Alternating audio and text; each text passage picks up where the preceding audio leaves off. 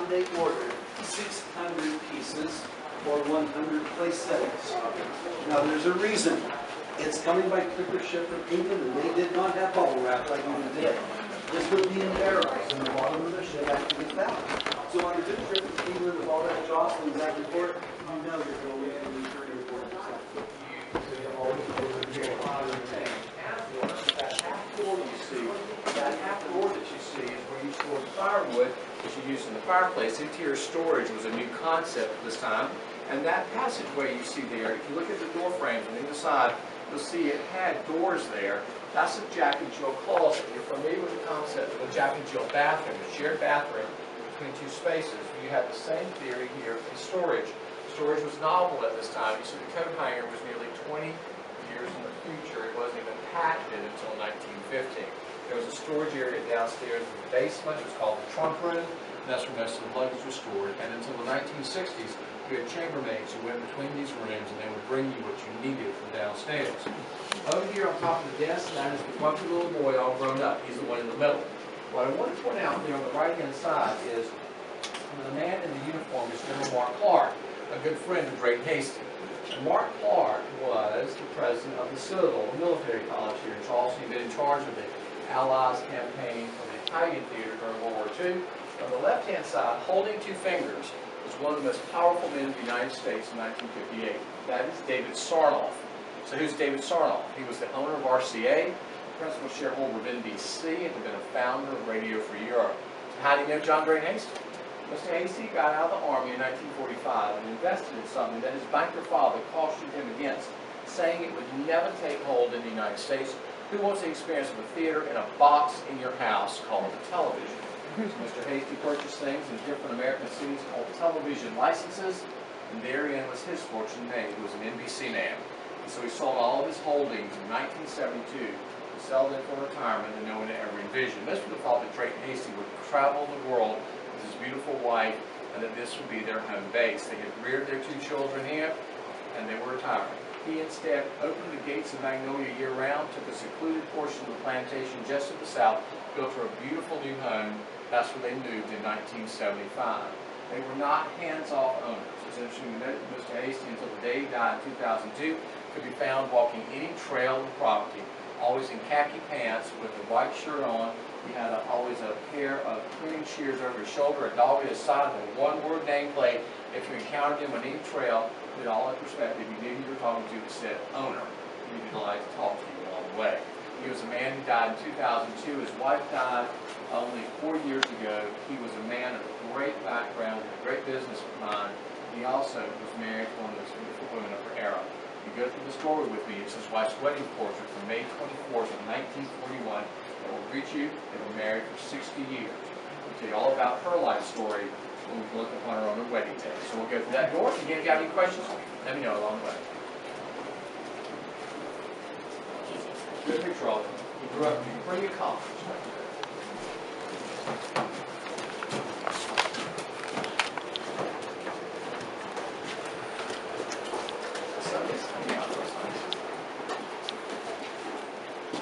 Some big firepower there, I tell you. Financially, military.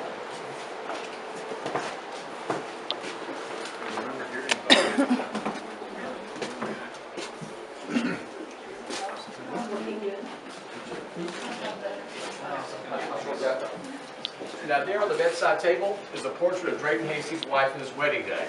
That photograph was taken on May 24th, 1941 at 410 Park Avenue in New York City.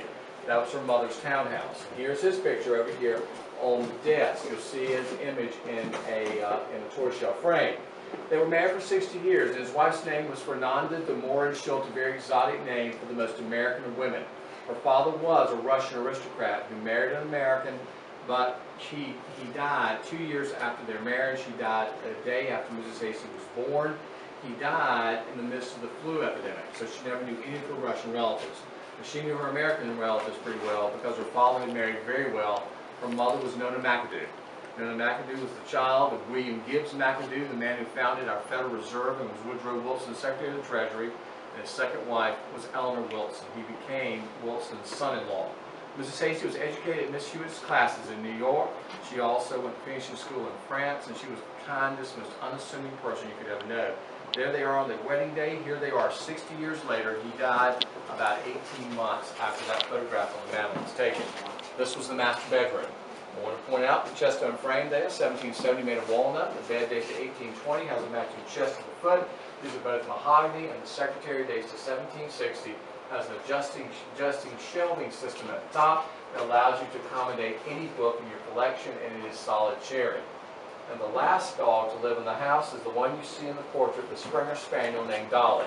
The Hasties have always loved dogs, and the last dog died in 1985. She moved out with them in 1975, and at her death, Mr. Hasties decided that he wanted a portrait of Dolly in here because he said that everyone should see images of the last people to live here, and Dolly was no less important than he or Mrs. Hasty. Mrs. Hasty used to tell us, if you look closely at Dolly's portrait, don't ever let it be lost on you. It is 2 1/2 inches bigger than her portrait, confirming a rank that she had always known existed between the two of them. Now, on the other side, there were 3 bedrooms that Julia carved out of the attic, but let me point it in perspective for you. There's nothing above us. This is the top of the house. The staircase implies otherwise. It goes to another level. But where it goes is the water tank. The water tank captures the water from the gutters, holds it in the cistern, and feeds it through pipes in the walls down into the basement below. It was a modern alternative to a well system. Keeping in mind that it will prove to be a bittersweet footnote to Julia Hasty's life.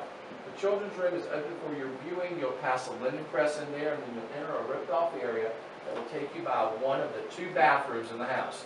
This is a house of over 11,000 square feet, split between 3 stories, and they have 2 bathrooms. The Hasties spent their money on a lot of things. It was never on bathrooms. If you have ever wondered what your bathroom at home will look like if you ever spend another dime on it, your answer will be revealed as you make that curve right there.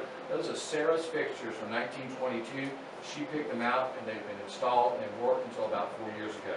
The room at the end that's painted in blue is just a gallery, and you'll go through a gallery of watercolors. They are the birds of Magnolia. All the birds you see are things you can see over the course of 12 months on the property.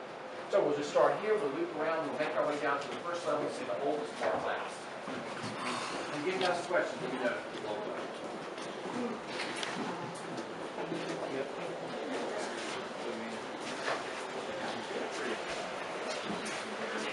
And literally can see them. I can see them.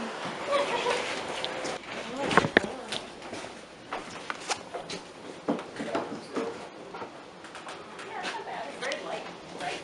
Very light.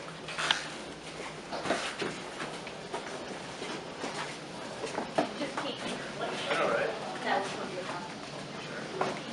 He said you're going downstairs.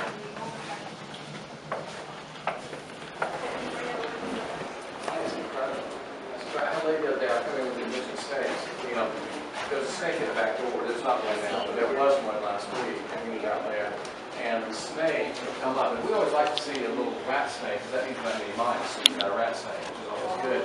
And you may encounter over here, we're talking about some wildlife here, you may encounter on the other side a family of very beguiling raccoons. Resist the temptation. They'll come up to you. They want something to eat. They're not vaccinated. And unwisely, some staff members from the gift shop started feeding them about a month ago. And they're also very fat, and I'll tell you why. Because what they chose to feed them was nothing healthy, but they bought this big vat of round cheese balls.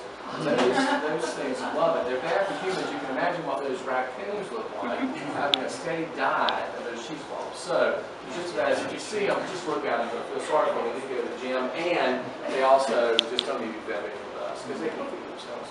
This room we're in is a great way to tie up the whole house tour. You see those 2 black and white images there?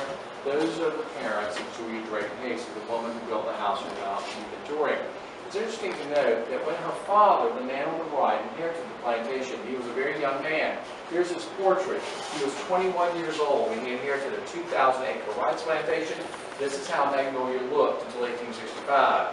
It was a long, narrow lot going to near Rantoul, South Carolina today. But what he also inherited was their townhouse at 64 South Battery, shown there in the far left-hand corner. And he also inherited Ravenswood in Flat Rock, North Carolina, with spent every summer. That is what you see in the metal frame in the second shelf of the bookcase. He was 21 years old when his brother died, and he inherited this. His brother had inherited about 18 months earlier. His brother was a firstborn male. John was the second born, and as such had already answered his calling to his chosen career, which was the Episcopal Church. He wanted to become an ordained rector. So John Grimke Drayton had finished seminary and the College of Charleston, was preparing to be ordained in Philadelphia, and came home to take his inheritance, and who wouldn't have? He put on hold for 15 years his ordination. He decided that he would then finally, in 1851, be ordained to the clergy of this diocese, and was named the rector of Old St. Andrews. If you look above his picture, there's a picture of it. If you drove out to Charleston, you went right past it. It's 4 miles to the south. That parish is 311 years old now, and he served them the longest of anyone, 40 years, 1851 until he died in 1891, still their rector. It's interesting to note that John Grimke Drayton knew vast wealth.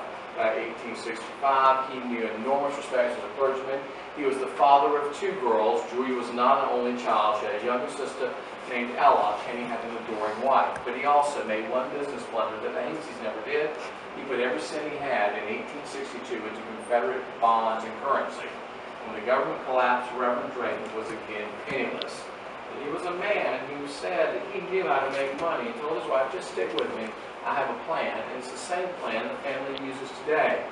John Grimke Drayton came back from Flat Rock, North Carolina, where he had evacuated the family after the war, but on the eve of the war, after Sherman took Savannah. They went up there in January of 1865. It was not here when that home was burned on February the 19th, 1865. The troops left Charleston, going to Columbia to join General Sherman. If you know the real history of the war, General Sherman didn't come here himself. He went straight from Savannah through Barnwell to Columbia, cut off the supply lines, and the weakened Confederates yielded the first week of February 1865. General Sherman from Columbia gave them free rein to continue the scorched earth proclamation policies that had done so well with the Georgians during the march from Atlanta to the sea.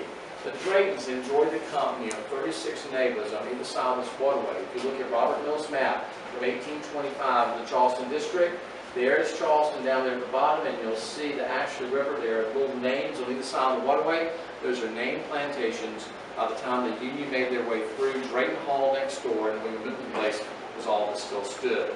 Everything else had been looted and burned.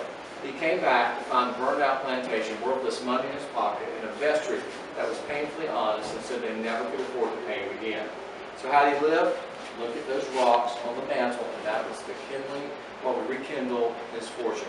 John Grimke Drayton would know and have for some time that every inch of this land contained a rich, deep deposit of phosphate, the mineral component of most fertilizers.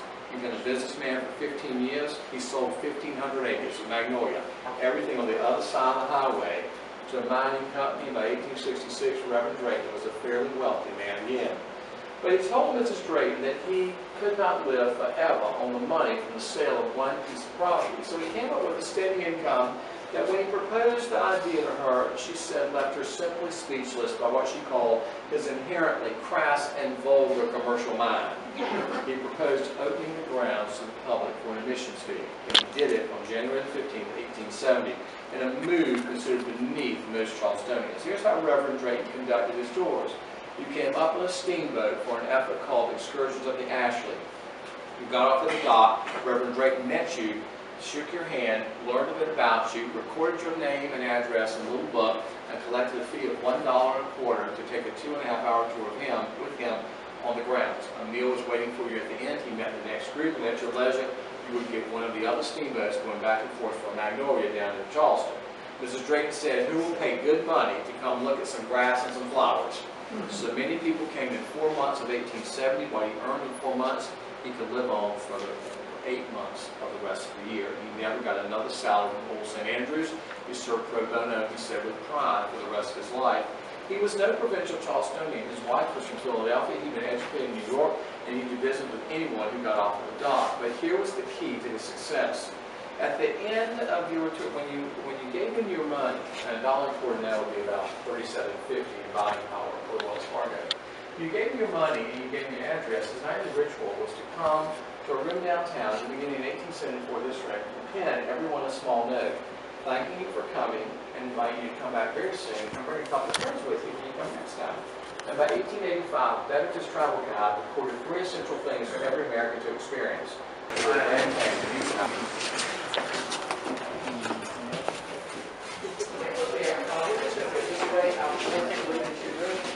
a glass of cold air, you come back. I want to go back. I'll go and wait for the van. Just about to arrive. We'll talk now.